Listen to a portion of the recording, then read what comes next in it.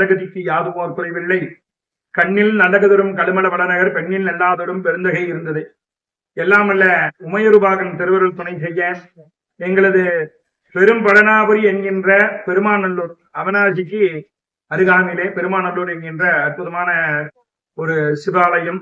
பல பேர் இந்த சிவாலயத்தினுடைய அறிமுகம் இல்லாமல் இருக்கலாம். சேரமான் பெருமானனும் சுந்தரமூர்த்தி சுவாமிகளும் சந்திச்ச இடமாக இதை சொல்றார்கள்.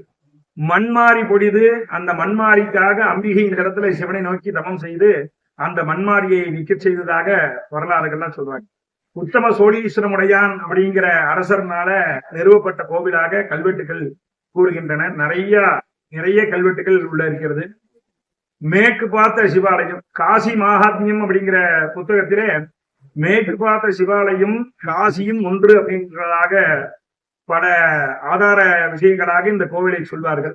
அப்பேற்பட்ட சிவாலயம் 19 ஆண்டுகள் கழித்து கும்பாபிஷேக விழா ஏற்பாடு நடைபெற்று வருகிறது. திருப்பணிகள் நிறைவுற்று மகா கும்பாபிஷேக விழா எதிர்வருகின்ற 28/8/2024 ஆவணி மாதம் 12ஆம் நாள் புதன்கிழமை அன்று கும்பாபிஷேக விழா.